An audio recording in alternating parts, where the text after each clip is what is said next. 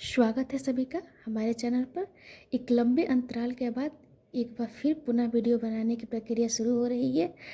तो एक सीरीज शुरू की थी मैंने, जिसमें मैंने कोशिश की थी कि आधुनिक समय की जितनी रचनाएं हैं और जितने कवि हैं भारतीय युग से, उन सभी को मैं धीरे धीरे कर कर एक विषय संबंधी उनके टॉपिक को बना दूं। लेकिन कुछ ऐसा रहा, कुछ समस्याएं सामने आ खड़ी हुई, जिसके वजह से मैं वीडियो नहीं बना पाई। तो मैं पुनः उस सीरीज़ को दोबारा शुरू करूँगी। और इससे पहले आज का जो विषय रहेगा वो पीएचडी के हेतु विषय चयन। बहुत बहुत ज़्यादा ये दुविधा वाली बात होती है। मैं अक्सर अपने छात्रों को देखती हूँ कि वो अक्सर ऐसे प्रश्न लेकर आते हैं कि मैं कैसे विषय को चयन करूँ। हर कोई एक जैसा नहीं होता, उसके लिए आसान नहीं होता है अपने विषयों का चयन कर पाना। और हर कोई अपने समय में ये परेशानी को बहुत सामना करना ही पड़ता है, क्योंकि हम सभी एक न एक समय में स्टूडेंट भी रहे हैं।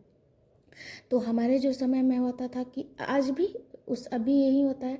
अब किसी से भी पूछिएगा, अभी किसी प्रोफेसर से पूछिएगा और अपने कोई जानने वाले से जिन्होंने पीएचडी की, किसी से भी, तो आपको सामान्य सी बात में एक ही जवाब देंगे कि आपको जो विषय रुचिकर लगे उसमें आप अपना पीएचडी पूर्ण कर सकते हैं। लेकिन क्या इतना ही है पीएचडी? पीएचडी इतनी बड़ी विषय है कि अभी आपको नहीं समझ में आएगा, लेकिन जब आप ये करने लगेंगे तब इसकी महत्ता और इसकी गहराई के बारे में आपको पता चलेगा कि वहाँ जाने के बाद आप ये बिल्कुल मत समझिएगा पीएचडी को कि जैसे आपने कोई विषय लिया तो आपको गोदान पर लिखने के लिए कहा गया। एक गोदान को ये लिखना कि गोदान में क्या है विचार भूमि, ये आप उपन्यास में भी लिखते हैं।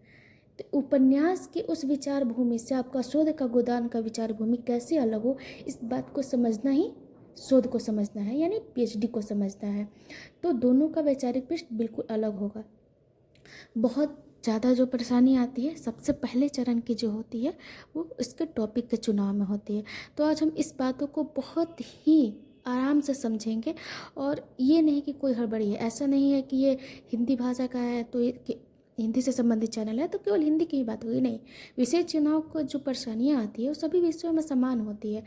हालांकि वो बात अलग है कि मैं ये समझाऊंगी और उसके बाद में मैं हिंदी विषयों के संबंधित कुछ एक दो उदाहरण भी प्रस्तुत करूंगी ताकि और अच्छे से आपको समझ में आए। तो जैसे कि एग्जाम्पल जो होगा हिंदी के लिए होगा तो लोग उसे चूज भी कर सकते हैं, लेकिन बाकी लोग अपने अपने अकॉर्डिंग उसे समझ भी सकते हैं, अपने साहित्य के अकॉर्डिंग समझ सकते हैं। तो पहले मैं जो करूँगी वो सभी के लिए सामान्य होगा, सभी विषयों के लिए, कि किस तरह से इसका चुनाव करें। तो देखिए, सबसे पहले जो सबसे बात होती है, मैंने कहा अब किसी से भी पूछिएगा तो पहले आपको यही जवाब देंगे कि रुचिकर जो है, पर रुचिकर जो है कि उसमें वो विचार भूमि मिलेगी ये ज़रूरी तो नहीं है। जैसे कि मैंने कहा गोदान मेरा प्रिय है, मैंने कहा ये गोदान मेरा प्रिय है, पर क्या सिर्फ गोदान को मैं अपने शोध के लिए चुन लूँ तो मैं गोदान का सारांश तो नहीं लिख सकती हूँ कि गोदान में क्या होता है और क्या नहीं। मैंने उसे शोध के लिए क्यों चुना, मेरा प्रश्न ये होगा। आप खुद से पहले, इंटरव्यूअर से पहले आप खुद को आप मूल्यांकन कीजिए, आपने गोदान को शोध के लिए क्यों चुना। आपको ये नहीं बताना है कि गोदान में आपका सबसे प्रिय पात्र कौन सा है, क्योंकि ये कोई एग्ज़ाम नहीं चल रहा है जहां आपको ये बताना है कि होरी आपका प्रिय पात्र है या फिर धनिया है। यहाँ पर आपको ये बताना है कि उसमें सबसे अच्छा पक्ष कौन सा लगा। क्या आपको उसमें शहरीकरण जो दिखाया गया, उसमें जो नगर का परिवेश दिखाया गया, उसमें ग्राम का परिवेश दिखाया गया, तो उसमें से आपको कौन सा ज़्यादा अच्छा लगा। और ऐसा चीज़ जो आपको अरुचि कर लगी, जो आपको लगा कि जो सामान्य नहीं है, ऐसा शहर में नहीं होता है, ऐसा गांव में नहीं होता है, ये सामान्य नहीं है। कोई चीज़ जो आपको खटका या फिर कोई चीज़ जो आपको नयापन दिखा, जो कि पिछले रचनाओं में नहीं दिखाया गया है। तो ये जो चीज़ है, इन नज़रिए से जब आप चीज़ों को देखिएगा तब आप पता चलेगा कि आप एक जो शोधार्थी हैं उस नज़रिए से आप इस चीज़ को देख रहे हैं। तो मैं एक आध जो समस्याएं आती हैं मैं वहाँ पर आपको बताती हूँ कि क्या क्या होते हैं। जो मूल समस्याएं होती है, पहला बात समस्या में कि आपको रुचिकर नहीं पता होता है, ये कोई बहुत बड़ी समस्या नहीं है। बहुत 80% लोगों को अपनी रुचि नहीं पता होती है किसी चीज़ में। कितने लोगों को तो रंगों को भी नहीं पता होता है कि उन्हें कौन सा रंग पसंद है। तो इसमें कोई बहुत समस्या वाली बात नहीं होती है। दूसरी बात क्या होती है, अगर आपने कोई ऐसी रचना अपना विषय चुन लिया जो कि आपको अच्छा लगा, आपको लगा कि एक विषय में के अनुरूप जा सकता है, लेकिन आप यहीं तक तो आपका सोच सीमित नहीं होगा।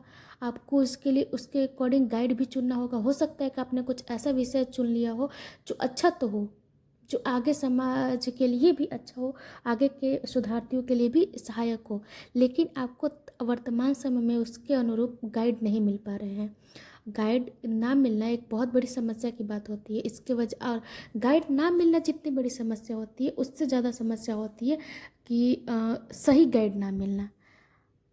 कई जगह शोध इसलिए रुके होते हैं क्योंकि किसी स्टूडेंट का पूरा थीसिस तैयार हो चुका है, बहुत अच्छा तैयार हुआ है, और वो बस नहीं पास हो रहा है, बस इसलिए क्योंकि उसके गाइड नहीं चाहते हैं, या फिर उनके गाइड का जो है उसमें कोई खास इंटरेस्ट नहीं है।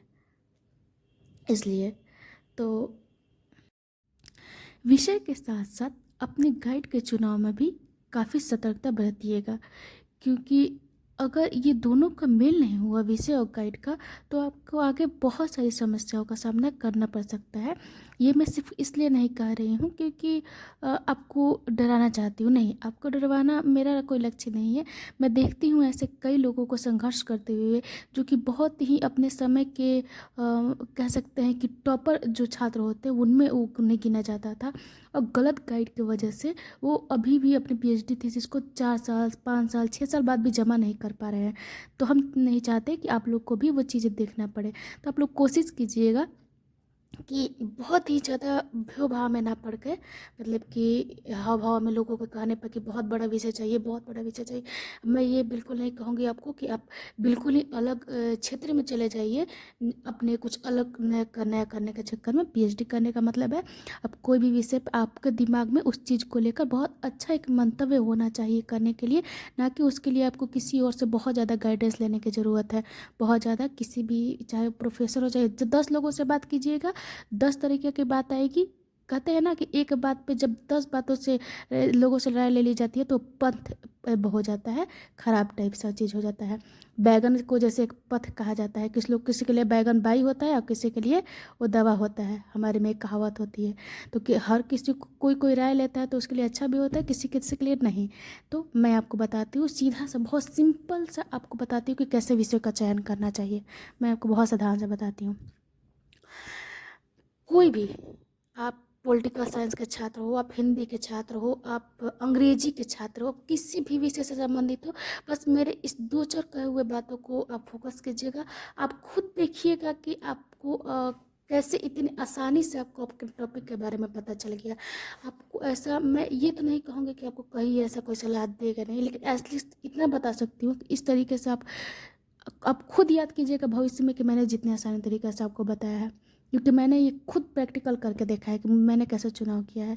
तो सबसे पहले सभी परेशानियाँ जितने मन में आपकी दुविधा चल रही है पीएचडी को लेकर, किसी को अभी थीसिस जमा करना होगा पीएचडी इंटरव्यू में, तो किसी को जल्दबाजी होगी गाइड चुननी हो, किसी को जल्दबाजी होगी कि विषय को अपने गाइड, कोई अपने विषय ही गाइड के अकॉर्डिंग चुन लेता है। कितने लोगों को गाइड चेंज करवा देते हैं। तो नहीं, अगर आपको अपना पसंदीदा विषय आपने चुन लिया है तो आपको अडिग रहना पड़ेगा।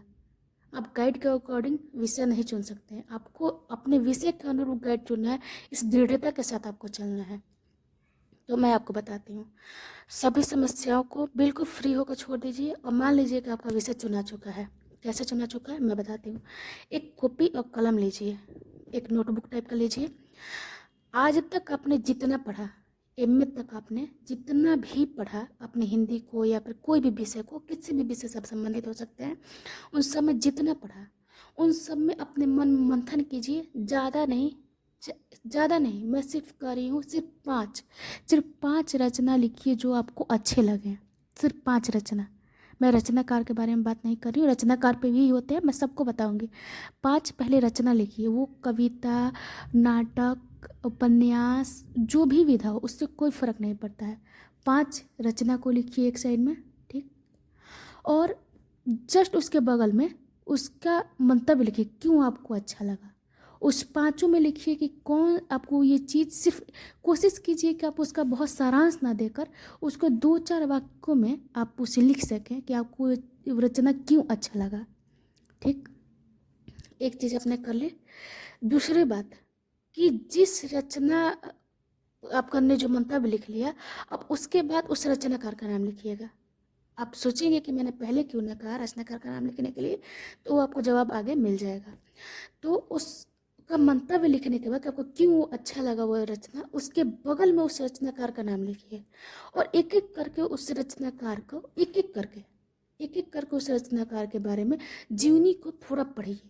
अब इस सब यहाँ से ना तो आप अपना जो पिछले रचना को रख उसको मत पढ़िए और ना ही उसके मंतव्य को पढ़िए, सिर्फ रचनाकार के बारे में थोड़ा थोड़ा सबका जीवनी पढ़िए और देखिए कि आपने जो मंतव्य उनकी रचना में जो देखा, जिसकी आपको वजह से आपको वो एक रचना अच्छा लगा, जो एक विचार जो उनकी रचना में अच्छा लगा, वो विचार उनमें यूं ही आ गए हैं या उन्हें उनकी परिवेश, उनकी विचारों से संबंध, उनके नैतिक मूल्यों से वो संबंध रखते हैं।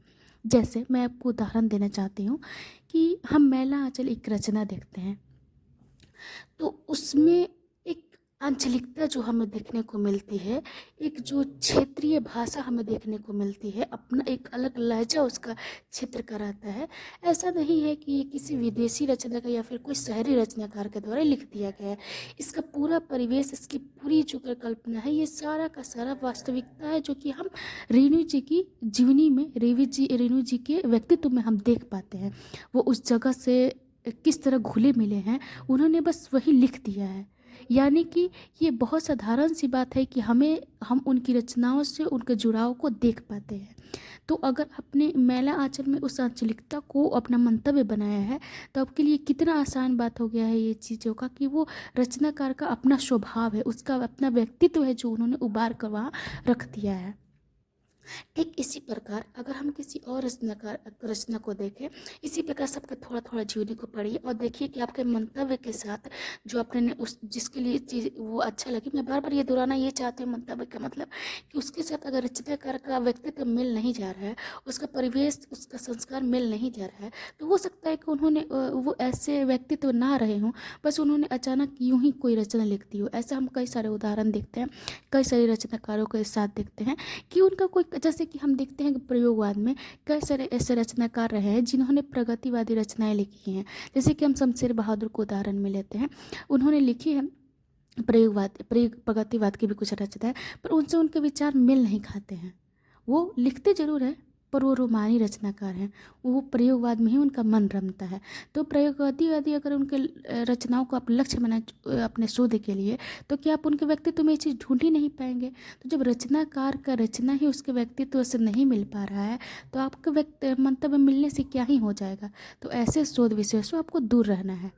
तो ऐसे ही पांचों रचनाओं, उसके मंतव्य और उसके रचनाकार का मेल कीजिए। जब रचनाकार का परिवेश, संस्कार, व्यक्तित्व तो आपके मंतव्य से मेल आ जाए, उसके बाद, क्योंकि कहीं ना कहीं आपको उस रचनाकार के पूरा जीवन को भी कहीं ना कहीं संक्षिप्त में आपको उस शोध में लिखना ही पड़ेगा, तो ये आपके लिए एक आसानी हो जाएगी। जैसे कि हम गोदान को पढ़ते हैं, गोदान में बार बार एक प्रसिद्ध रचना इसलिए उदाहरण ले लेती हूँ कि गोदान की पृष्ठभूमि जो जो उसमें दिखाई गई है, कहीं ना कहीं आपको पीछे जाकर देखिएगा तो उसका कहीं ना कहीं हम सदगति में और कफन वगैरह में देख लेते हैं कि सदगति में इससे पहले वे आवाज़ उठा चुके हैं कुछ समाज की पिछड़ी जातियों के लिए, जो कि कहे जाते थे कि समाज में दलित वर्ग है। हालांकि ऐसा कुछ नहीं है, समाज में लोगों को, वर्गों का हर समय अपने अकॉर्डिंग कुछ लोग बांटते रहते हैं समाज को। उनके बांटने से सामान्य जन ही रहते हैं, उनके बांटने से कुछ नहीं होता है। लेकिन हाँ, ये बात सही है कि हमेशा कभी अमीरी गरीबी में तो कभी वर्ग में हमेशा बांटे जाएंगे लोग, क्योंकि ये समाज का एक अपना एक अलग ही रूप रहा है जो कि हमेशा से रहा है। ऐसे लोग हमेशा समाज में रहते ही हैं। इससे हटकर हम सोचते हैं तो इसकी पृष्ठभूमि हम बहुत जगह कफन में देख सकते हैं, सदगति में देख सकते हैं, पूस की रात में देख सकते हैं कि अचानक से रचनाकार में ये परिवर्तन नहीं आया कि कोई भी रचनाकार इतना बड़ा रचना, गोदान जैसी महान रचना नहीं लिख सकता है। जिस तरह प्रसाद जी के कामायनी है, वो अचानक से नहीं लिखा जा सकता। उसकी पृष्ठभूमि हम कहीं ना कहीं कुछ तो आंसू में देख पाते हैं उनकी रचना में, और कुछ हम पीछे जाकर उर्वशी में देख पाते हैं।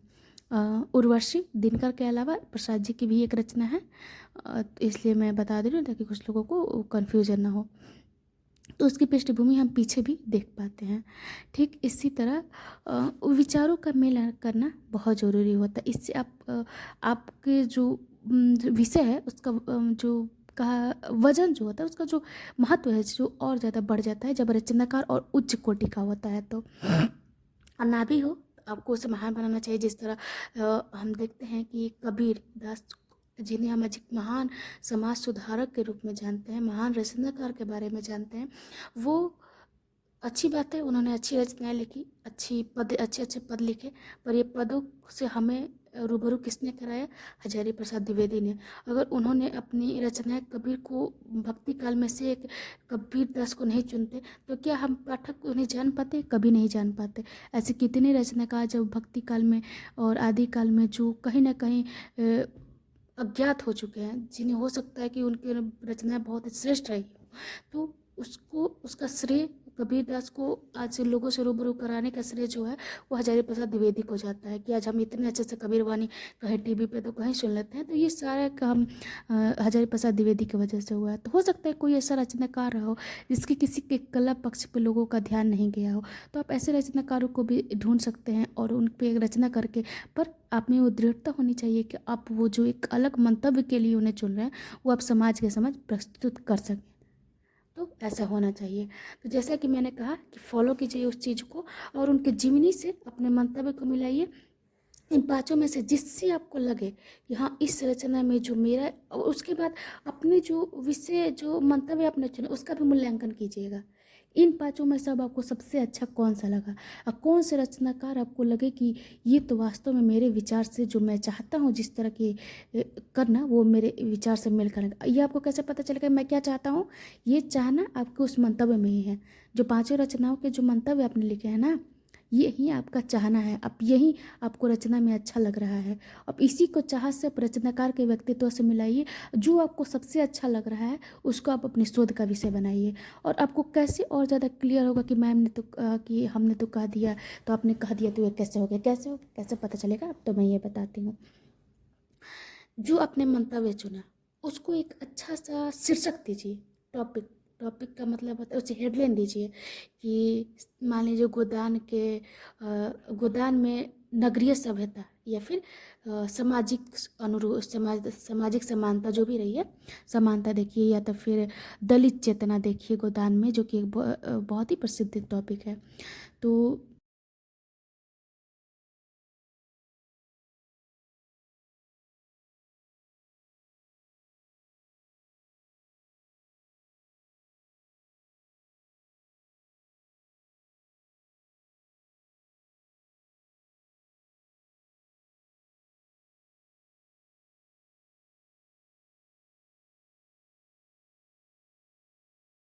अब शीर्षक के अनुरूप उन रचनाओं में अपने पात्रों को चुनिए।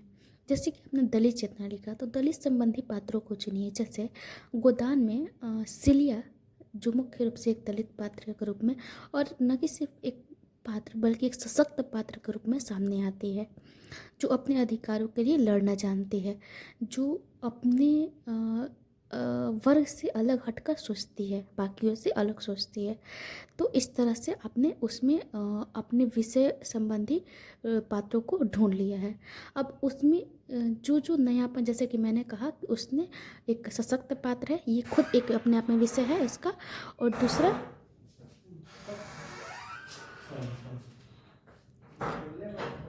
और दूसरा क्षमा चाहती हूँ, थोड़ा बहुत इस सब से बातों से परेशान न होइएगा, आवाज़ों की वजह से।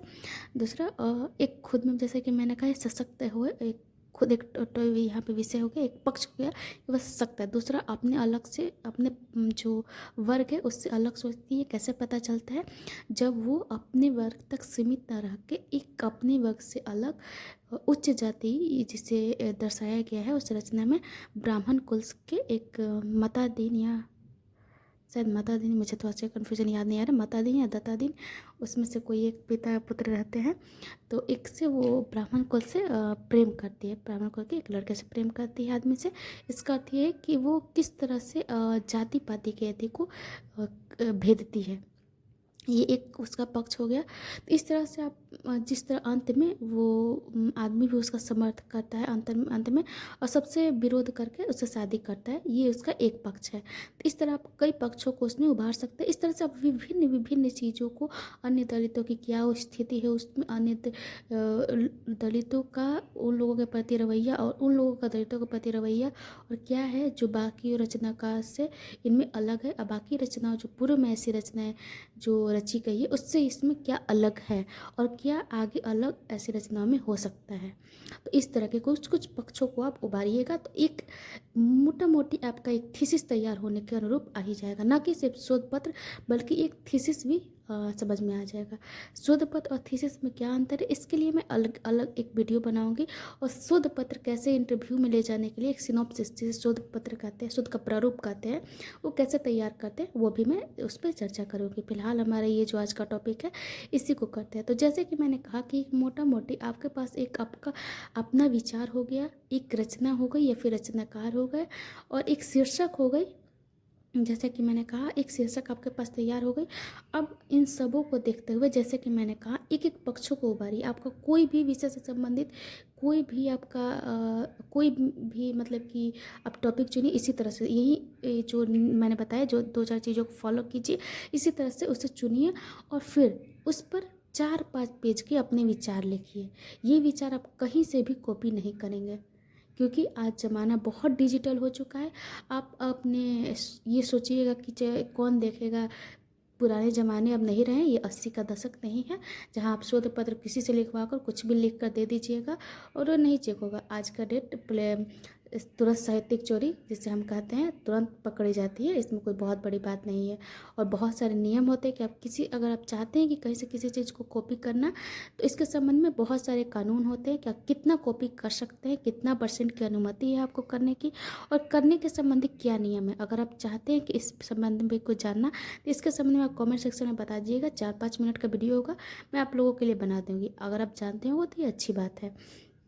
और दूसरी बात कि आप कहीं से भी कॉपी नहीं कर सकते हैं, मतलब कि एक बार में पता चल जाएगा, वो तुरंत शो कर देता है कि आपने कहाँ से कौन सी चीज़ें कॉपी की है। जैसे कि मैंने कहा डिजिटल ज़माना, तो पूरा की तरह इसमें आपका स्व का विचार होना चाहिए। तो पहले इसके लिए आप खुद के साथ मतलब ईमानदारी बरतिए।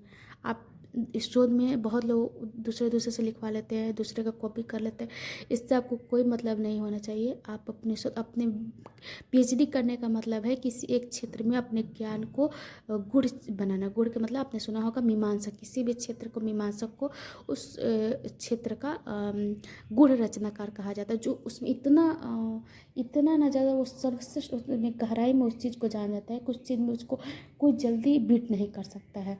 तो एक मतलब होता है कि आप उस क्षेत्र का आप सर्वश्रेष्ठ होना चाहिए।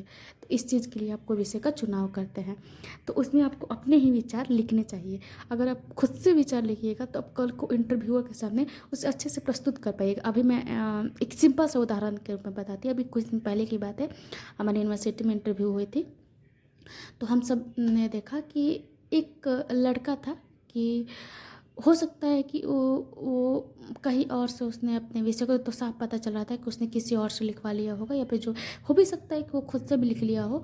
लेकिन होता है कि कुछ लोग अपने बात को रख नहीं पाते हैं, या फिर उन्हें बोलने की प्रैक्टिस नहीं होती। ये बहुत बड़ी समस्या हो सकती है आप लोगों के लिए।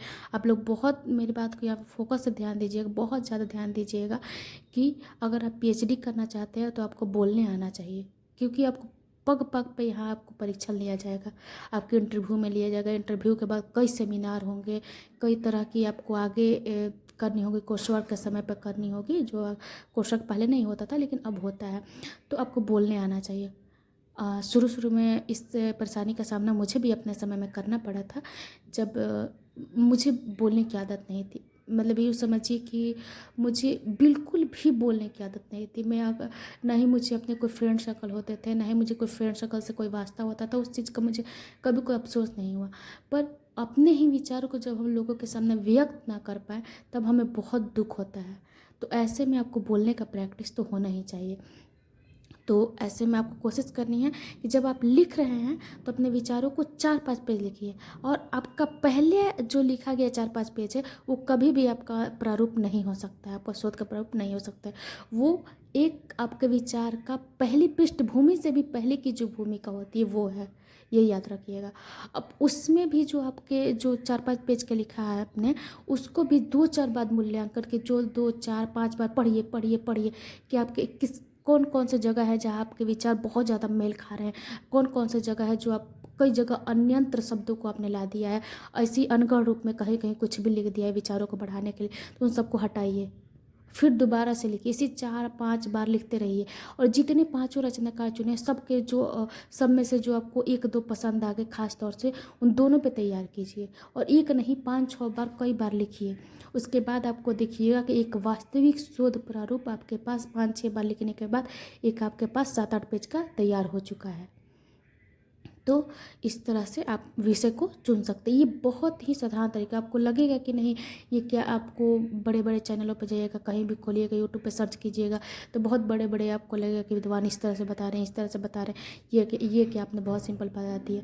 लेकिन ये सिंपल तरीका से आप एक बार प्रैक्टिकल करके देखिएगा ना, ये एक रामबाण तरीका है, क्योंकि ये प्रैक्टिकल किया हुआ है। तो मुझे लगता है कि आज के लिए इस विषय को ज़्यादा लंबा ना खींचते हुए समाप्त करते हैं। आप एक बार इसे करके देखिए, ज़रूर काम करेगा।